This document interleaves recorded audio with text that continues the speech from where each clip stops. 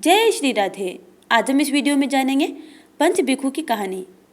Video शुरू करने से पहले यदि आपने चैनल को सब्सक्राइब नहीं किया है तो चैनल को सब्सक्राइब कर बेल आइकन को जरूर दबा लीजिएगा ताकि आगे आने वाली वीडियो के नोटिफिकेशन आप तक टाइम पर पहुंचते रहे। आइए कथा शुरू करते हैं। किसी गाँव में एक साहूकार और साहूकारनी रहते थे।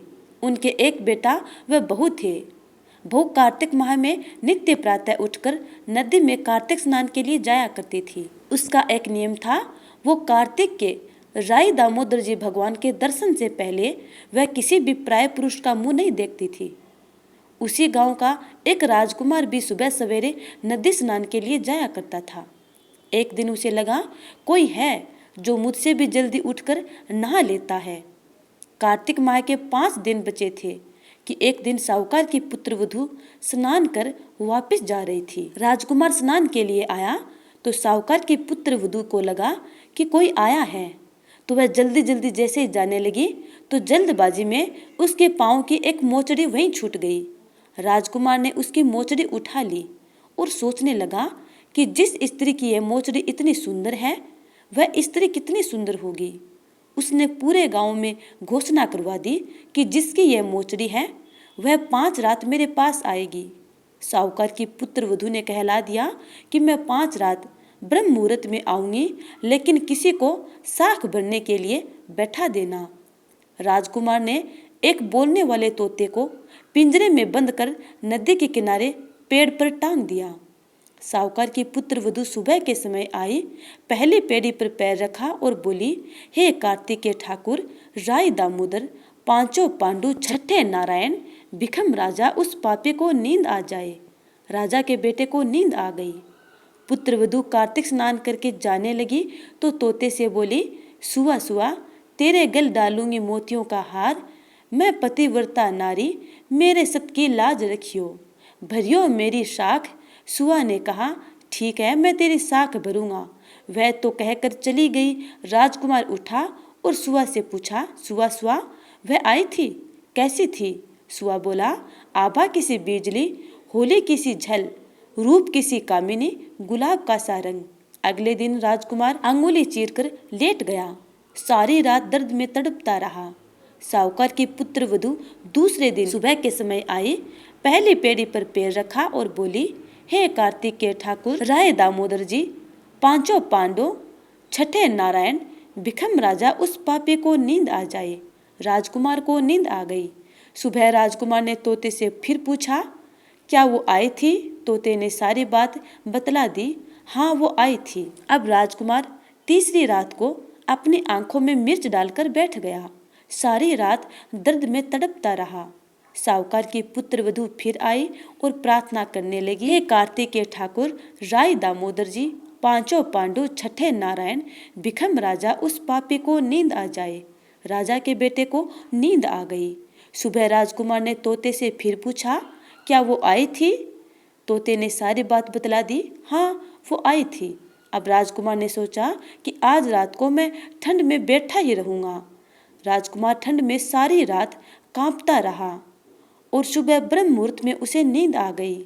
साहूकार की पुत्रवधू चौथे दिन सुबह के समय आई, पहली पेड़ी पर पैर रखा और बोली, हे कार्तिक के ठाकुर, राय दामोदर जी, पांचों पांडव, छठे नारायण, भिखम राजा, उस पापी को नींद आ जाए। राजकुमार को नींद आ गई। सुबह राजकुमार ने फिर तोते से पूछा, क्या वो आई थी? तोते ने सारी बात बतला दी। हाँ, वो आई थी। अब चारों रात निकल गई। राजकुमार ने सोचा, आज की आखिरी रात है, आज तो मैं मेरी अंगुली जला लूंगा, जलन से मुझे नींद नहीं आएगी। सारी रात जलन से तड़पता रहा। भगवान की कृपा से राजकुमार की सुबह आंख लग गई। साहूकार की पुत्रवधू 5वें दिन सुबह के समय आई और पहली पेड़ी पर पैर रखा और बोली, हे कार्तिक के ठाकुर, राय दामोदर जी, भगवान, आपने मेरी इतने दिन लाज रखी है, आज भी मेरी लाज रखना। उस पापी को नींद आ जाए। राजकुमार को नींद आ गई। साहूकार की पुत्रवधू ने तोते से कहा, हे सुआ, उस पापी से कह देना मेरी मोचड़ी घर पहुंचा दे। राजकुमार हड़बड़ाकर उठा। राजकुमार ने तोते से फिर पूछा, क्या वो आई थी? तोते ने सारी बात बता दी कि वो आई थी। और उसने अपने मोचड़े मंगवाई है। राजकुमार को पतिव्रता स्त्री के सत्य को भंग करने का विचार करने के कारण कोढ़ हो गया। राजा जी ने राजकुमार का बहुत से वैद्यों से इलाज करवाया, परंतु कोई दवा ने असर नहीं किया। राजा जी ने आचार्यों को बुलवाया और पूछा। तब आचार्यों ने बताया, राजकुमार ने पतिव्रता स्त्री का सत्य भंग करने का प्रयास किया है, उसी के पाप स्वरूप इसका अंग जल रहा है। तब राजा साहूकार की पुत्र वधू को अपनी बेटी बनाया। तब राजा ने साहूकार की पुत्र वधू को अपनी बेटी बनाया तथा उसके कार्तिक स्नान का पुण्य राजा के लड़के को दिया। उस पुण्य के प्रभाव से राजकुमार स्वस्थ हो गया तथा उसने अपने कृत्य के लिए क्षमा याचना की। राजा जी और राजकुमार ने सारी नगरी में कहलवा दिया कि सब कोई कार्तिक स्नान करे व स्त्रियों का सम्मान करे। हे पंच भिक्षु भगवान, कार्तिक मास में जैसे साहूकार की पुत्र वधू की लाज रखी, वैसे ही सबकी रखना। बोलो पंच भिक्षु भगवान की जय। अब श्रवण पान करते हैं श्री गणेश जी कथा। एक बुढ़िया माई थी, वह दृष्टिहीन थी। उसके एक बेटा और बहू थे। बुढ़िया माई गणेश जी की बहुत पूजा आराधना करती थी। उसकी पूजा से प्रसन्न होकर गणपति बप्पा ने कहा, हे बुढ़िया माई, मैं तेरी पूजा पाठ से अत्यंत प्रसन्न हूँ, तू कुछ मांग ले। बुढ़िया माई ने कहा, हे गणपति बप्पा, मैं क्या और कैसे मांगूं? तब गणपति बप्पा ने कहा, आप अपने बेटे और बहू से पूछ कर मांग लो। तब बुढ़िया माई अपने बेटे के पास गई और बोली, बेटा, गणपति बप्पा मुझसे कह रहे हैं कि कुछ मांग ले, तो मैं क्या मांगूं?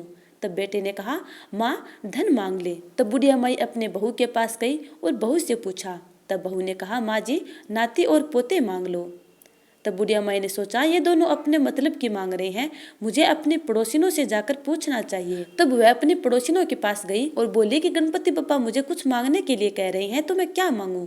तब पड़ोसिनों ने कहा कि बुढ़िया माई, तू क्यों धन मांगे, क्यों नाती पोते मांगे, तो अपनी आंखों की रोशनी मांग ले, जिससे तेरी बची हुई जिंदगी आराम से कट जाएगी। तब बुढ़िया माई ने सोचा कि मुझे अपने मतलब की भी मांगनी चाहिए और अपने बेटे और बहू के मतलब की भी मांगनी चाहिए। दूसरे दिन बुढ़िया माई गणपति बप्पा के पास गई और बोली, हे गणपति बप्पा, यदि आप मेरी भक्ति से प्रसन्न हैं तो आप मुझे 9 करोड़ का महल दे, 84 खंबे दे, सोने के कटोरे में दूध पीते हुए नाती और पोते दे, अमर सुहाग दे, निरोगी काया दे और सब परिवार का सुख दे तथा अंत में मोक्ष दे। गणपति बप्पा बोले, बुढ़िया माई, तूने तो मुझे ठग लिया, परंतु जो तूने मांगा है ठीक वैसा ही मिलेगा। यह कहकर गणपति बप्पा अंतर्धान हो गए। कुछ देर बाद बुढ़िया माई ने अपनी आंखें खोली तो बुढ़िया माई ने देखा कि जो बुढ़िया माई ने मांगा था सब कुछ वैसा ही मिला। हे गणपति बप्पा, जैसे आपने बुढ़िया माई की मन इच्छा पूर्ण की, वैसे ही अपने सब भक्तों की मन इच्छा पूर्ण करना। तो प्यारे स्नेहीजनों, ये थी पंच भिक्षु की कथा। उम्मीद करती हूँ कि आपको ये कथा अच्छी लगी है। यदि अच्छी लगी है तो लाइक कमेंट कर देना और आगे आने वाली वीडियो का इंतजार करना।